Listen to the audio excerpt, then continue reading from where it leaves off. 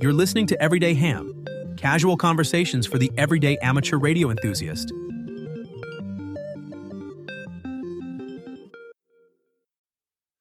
Good evening, good morning. It's the Everyday Ham, and we're doing a little bit of something different here today. We've all got our coffee. It is Saturday morning at 10 o'clock in the morning, which is earlier than I like to be up, I'm not going to lie.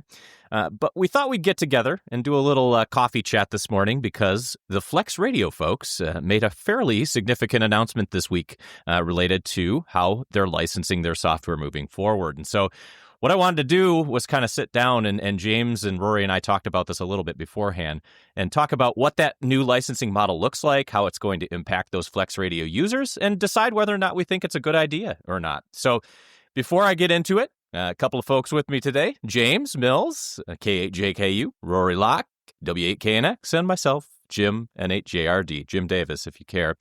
So let's get right into it, guys. FlexRadio this week announced their new subscription service for their radios. And subscription service is a bit of a, I'm not going to call it a misnomer, but it's an interesting way to describe what they're calling a new licensing model. So we'll dive into it a little bit further. But the brass tacks of this is they have two levels.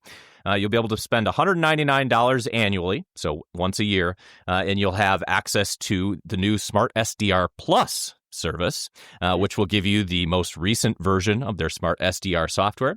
And if you're interested in being a sort of early adopter of all things FlexRadio, you can go up to their $299 tier, which is the Smart SDR Plus Early Access tier, and that'll give you access to features as they're being developed, as they're being tested, and that'll let you see some of the new things that are coming out on the platform before they go to full production. So it's a really interesting model, and I want to get kind of some of your initial blushes on it. But what we'll say right out loud before we get too far into this is, if you are subscribed to Smart SDR, you're going to get access to all of these features, whatever they bring to us in the next year.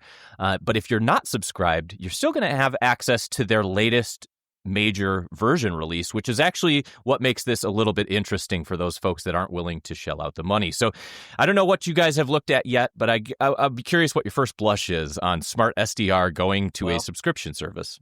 If it's got a plus in the name, then it's got to be a benefit, right? That's how that works now in the naming conventions. Rory, do you have any?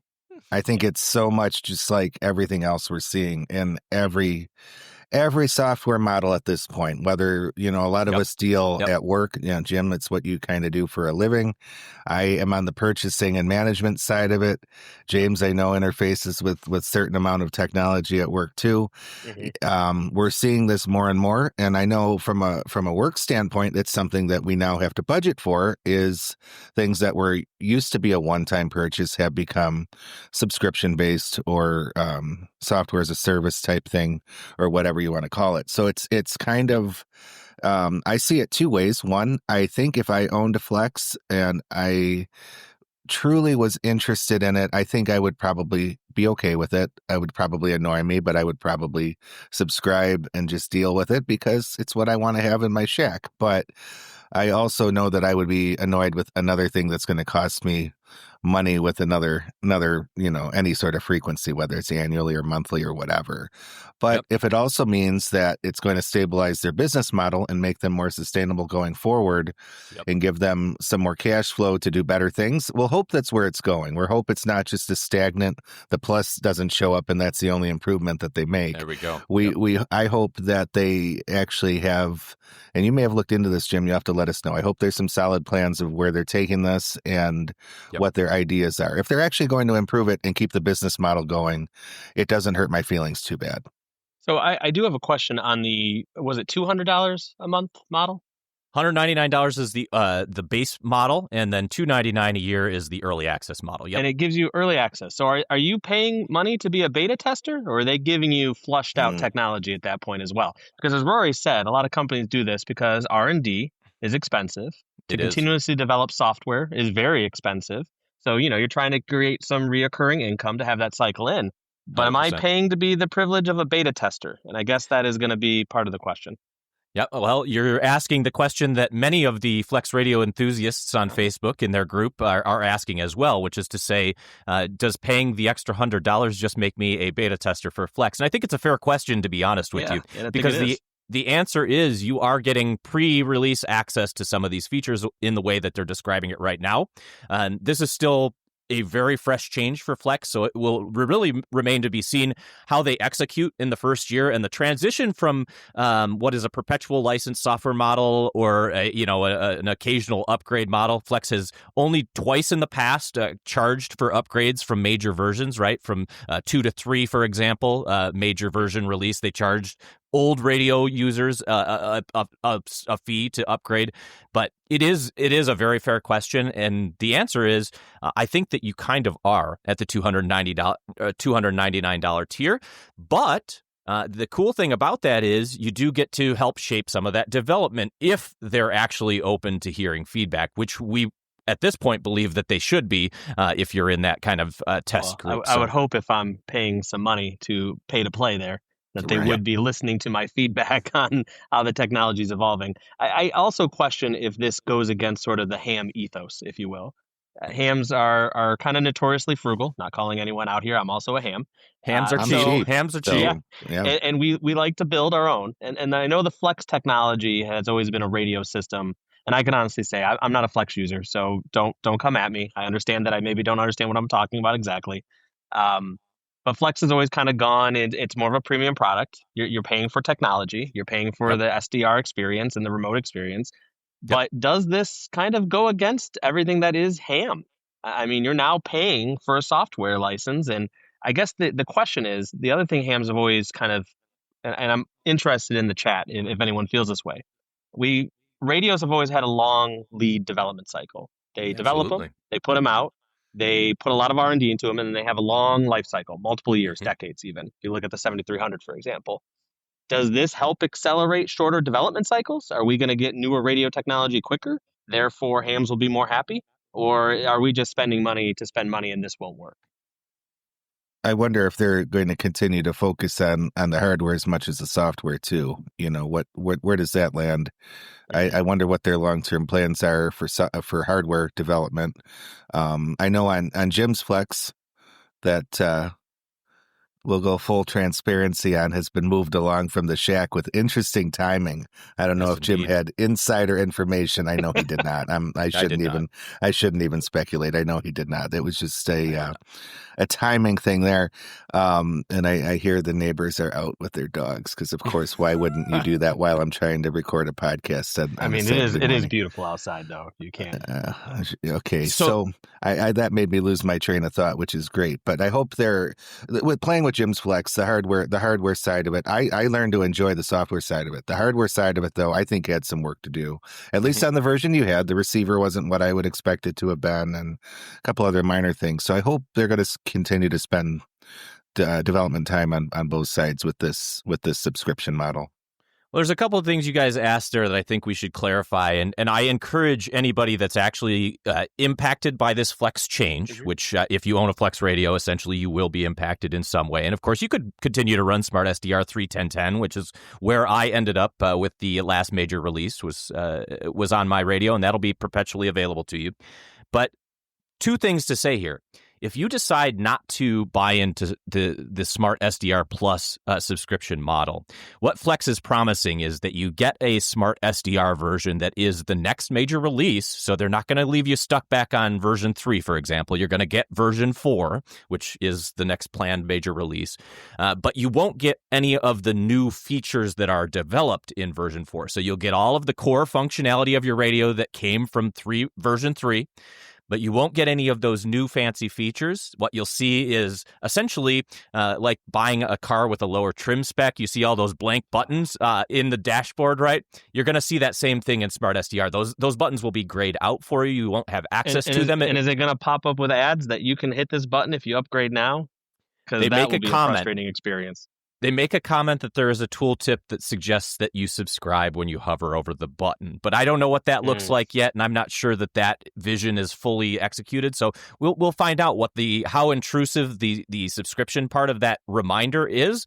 But for me, that's one of the things that would stand out as a bit of a concern, right? When we go to subscription software, there is a benefit to the company, of course, to encourage you to go subscription. I work in a business where we recently did transition into subscription, and obviously there's huge recurring revenue benefits for many reasons that we've touched on in brief here already today. So, yeah, you will get, if you're not a subscriber, version 4. And the other cool thing that Flex is doing here is you're getting security. Not to interrupt you, Jim, but you're getting security updates is basically what they're going to give you in the latest version. They're going to tease you with new features, and you're getting security updates, which is good.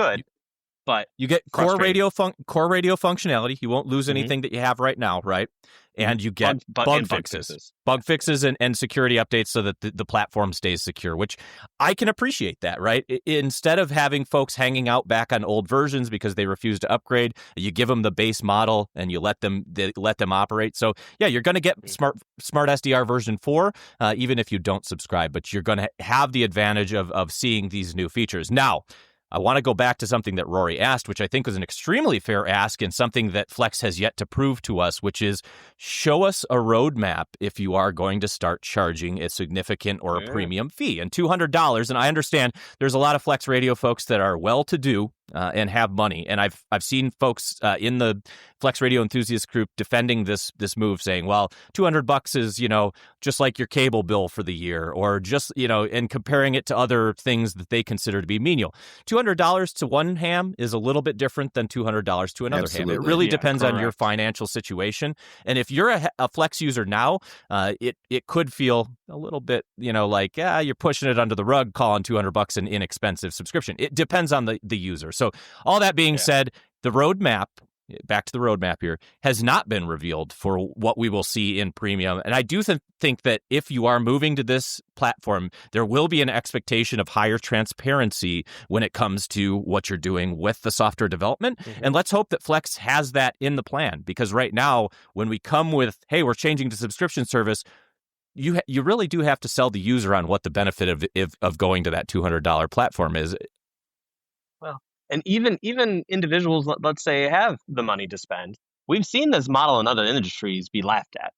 Let's look at BMW selling subscription services and Mercedes selling the heated seats. The heated seats, or in the electric vehicles, the range extender. It's the bigger battery, but you could have to pay more money for the range extension. And those are premium vehicles at premium prices that people are purchasing and would not pay the extra premium just for a subscription to get heated seats. So I'll be curious to see how it plays out. But also, Flex is no stranger to, let's say, a more, I don't want to say controversial, but non-traditional path to releases or models in the ham community. We look at the Aurora release and how they were scheduling those distribution of radios. They had sort of a tiered system for how much you pay is when you get your radio based on your pre-release deposit.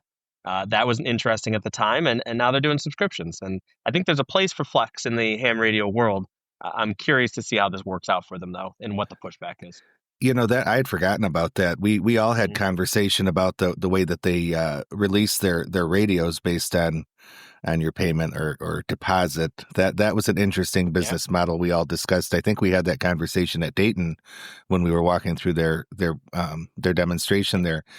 That was interesting. Now I'll tell you, I didn't care for that presentation. I'm more open to a subscription fee than being put further down the line because of how I paid or chose to purchase my radio.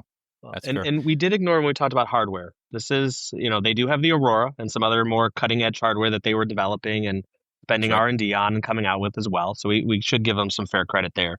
That is something they're pushing forward, I guess, the market a little bit. Yeah, so a couple other things I think that are kind of worth mentioning here, and as I've monitored the Flex community's sort of feedback on this, it's been sort of mixed, right? And I think that Flex is taking a fairly reasonable approach to the subscription. So I'm going to say that I'm not totally against it. When I first saw that they were going subscription, that word subscription has connotations for me that don't feel consumer friendly all the time. So I really had to understand by reading what they were saying, whether or not I felt okay about it. And the answer is ultimately, after reading this, and I encourage you to go read Exciting News, a Smarter SDR Licensing Model over in the Flex Community Forum, because it is really, really well thought. It tells you what you need to know, and they are answering questions. They are trying to be as transparent as possible. But the answer is, I think this is a pretty fair model, and I'll tell you why I think that is true. If I decide right now, if I still had my Flex 6400 ATU, right? If I decided to go ahead and pay that first year subscription for $199, I'm not going to be an early adopter, but I'm just going to pay the base subscription model. Anything that gets released, and I'm hoping that they have a couple of cool things lined up for the first year, right? Because that would make me feel good as a first-year subscriber to this new model, right? Would be mine even after my subscription ended. And I do like that approach to it. So everything that gets released for the 12 months after your subscription, they're saying you will be entitled to perpetually afterwards. So for me, that feels like a pretty diplomatic approach to subscription.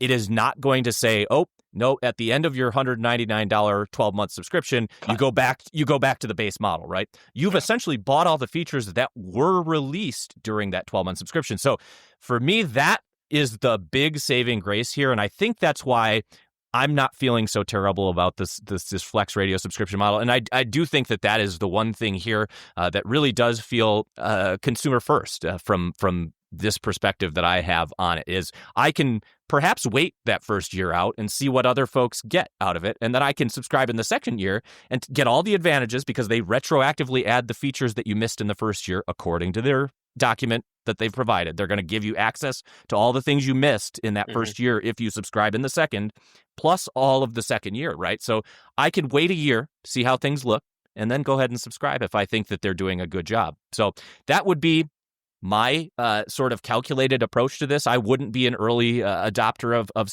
Flex's subscription model, because right now I don't think that they have a track record yet for showing us that they can develop. They have been traditionally rather slow to release major versions, and they have claimed that it is, of course, finite resources. And so by adding the subscription model, we're going to hopefully free up some of those resource problems and get some attention on the software. Now, one other thing to think about here. The Flex 6000 series, of course, has essentially been outmoded by the 8000 series and, of course, now the Aurora. And if you are still on that old Flex platform, and we talked hardware early in this conversation, it remains to be seen whether or not you're going to see any benefits from the new features that they introduce. And I will be very curious if some of the new noise reduction stuff that people have been asking for years or more at this point is going to be backwards compatible.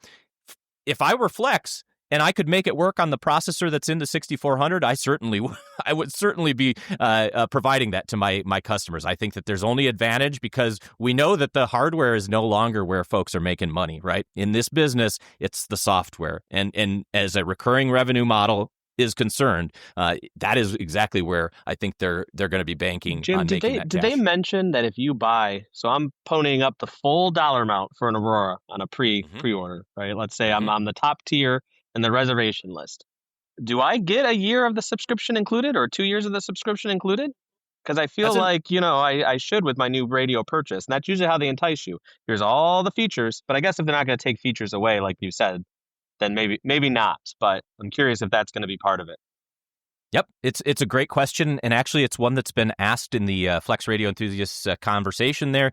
I haven't seen the answer yet, so I'll be curious to know what they're going to do. I think that a baseline type of thing, and this is how I would like to see it done, and I think exactly what you're describing here as well, is if you buy a brand new radio, it would be nice to see that you're entitled for a year to the radio updates, and then you go from there, right? You've just dropped for the Aurora close to $7,000, I think, or $8,000, and so it would be nice to see that included for the first year, and then moving forward, I could be expected to pay. But that's one of those things where I think the business really needs to look at the optics of when I'm buying a premium product, and the Aurora is a premium product. Even the 8000 series is a premium product. You can argue with me whether or not you believe that now that we see both of them side by side, but these are both premium radio products. I think that it would be nice to see that 1 year subscription, but that has not been detailed specifically in this particular an early press release on the topic. So I guess I'd like to ask the audience, what do they think? Where are they at with the subscription model? Not just for Flex, but across all the radio manufacturers. Is this something you'd like to see? Getting more features, getting faster R&D time? Where are you at?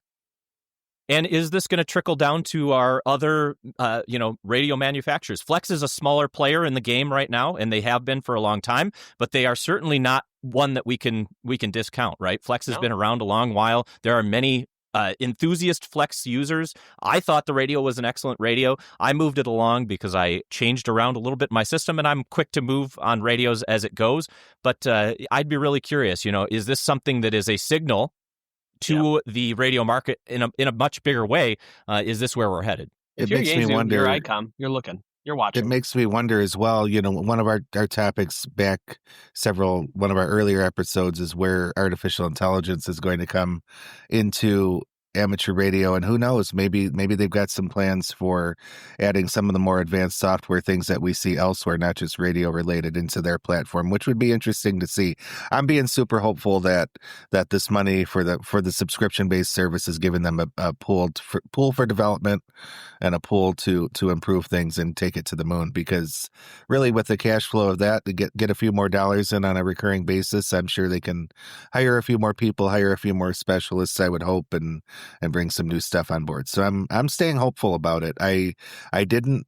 We all know we talked about the Flex. I'm like, what would I ever do with a Flex, an SDR HF rig that I got to control through my screen? And I ended up liking it for the time that I got to play with it. So could one appear in my shack someday? Potentially. And would I subscribe to it? I think I would subscribe to it if I owned one. So there's the 2 cents from my side. Couple last thoughts on this, because I know if you're just hearing this for the first time, you're probably wondering, and we're trying to cover everything as fairly as we can on this topic, because it is one of those topics that gets people worked up. If you have multiple Flex radios, and this is another fair question that got asked, do I get one subscription and get to upgrade all of my Flex radios? Because in many cases, you buy one, and one is none as a ham radio operator. So if I have 2 or 4, I've seen people with 4 Flex radios, if you can believe it. Do I get one subscription and then does everything get upgraded? Flex is tying a subscription to an individual piece of hardware. So that for me was one of those things that I was a little bummed on that front. Yep. Done. And the reason I say that out loud is, subscription has advantages, of course, for the seller, right? For the business. If we are going to say, okay, Jim, go ahead and buy the subscription, and I'm happy to buy it in this fictional case, right?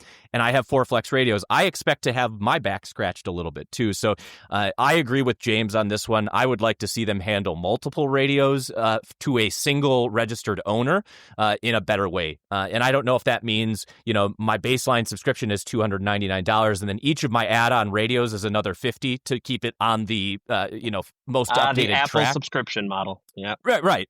Because hitting me for $300 on each radio as a single user, that feels less awesome. So is my subscription then transferable? If I sell the radio, is that then transferable to the next owner since it's tied to the radio?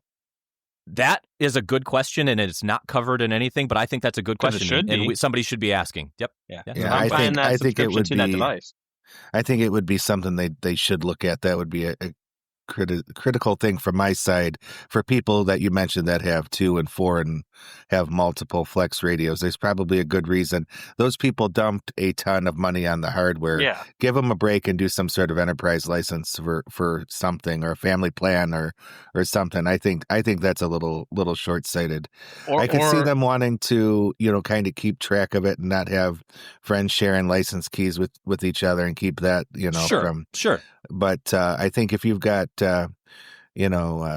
an older version of N8JRD who's moved north and has 4 barns across his 80 acres with a Flex in each barn, give the guy a break. Well, and can I transfer it? Can I transfer radio? So let's use the Jim example. I have a summer home. I have a vacation home on the lake. Can I transfer my license to my radio up north, on my vacation home, and then transfer it back to my home radio, or no? I mean, it raises so many more questions as well in the practicality of it. So I think we'll wind it down here because I do leave it, and James already posed some of the questions to you guys as the audience. What do you think of subscription? Do you think it's coming to radios other than Flex? And what do you think of Flex's approach to it right here? Because I do think there's some diplomacy here, but I do think that they have some things that still need to be understood, ironed out, and proven to us as consumers so that we know that it's worth our money. But the answer really is going to subscription is hard. For the company that is going to subscription, we just went through this transition at the business that I work at. It's a tough road. And there's a lot involved in going to subscription and making all of the things work the way that your consumers are going to expect. And so I think Flex has some tough questions still to answer. I hope that they've got a team on this thing and that they've already have the foresight to have gotten some of those things written down. If they made the announcement and they're still trying to figure those things out, the announcement feels a little early to me. But again, going to subscription is tough, and I think that we're going to see some of this mold and change as we get that customer feedback. And so I'm glad we had the conversation this morning, guys. I think this just gets more folks on the topic thinking about it and perhaps giving feedback to Flex so that they can make the right decisions moving forward. But that's the go ahead, James. Rory, are you in or out? I would be in, and Jim? Yeah. I'm in on the second year, and I'm out after that until they show me some other features. Right, what I'm doing is essentially I'm going to buy the full feature package in the second year, get myself all upgraded, and then I'm going to put it on pause again. Right, that would have been the part two of my being in is I would be in long enough to make sure that the value is there, and they're delivering like I would expect them to. That would be the caveat to me being in. You're out, James? I'm out. I'm out. I don't like it. I'm going to be a grumpy old man. I don't like the change. Yep. That's fair. I'll go on record. You never did have a chance to work the Flex, though. I wonder. I didn't. I'm not hypnotized by the magic of the Flex. I wonder if that has to do with your decision there. It would be a tough call for me, but like I said, if the product is delivering, I would be open to it. I don't like it. It raises too many questions. I just don't like it. But that's me. Post down in the comments, guys, if you're in or out on Flex and subscription too. We just be curious. It's a good topic. But thanks for sharing a cup of coffee this morning with us. Yeah. This is the Everyday Ham. We'll be back with our regularly scheduled episode here in the coming week. We have dropped quite a bit of new content this month, trying some new things. We have a POTA Rove out there. If you haven't checked it out, I encourage you to do so. We're continuing to brainstorm on good ideas. So feel free to join us on the Discord or find us at everydayham.com, where you can find all of our social media links. This is N8JRD saying 73s. 73. 73, guys. Bye-bye.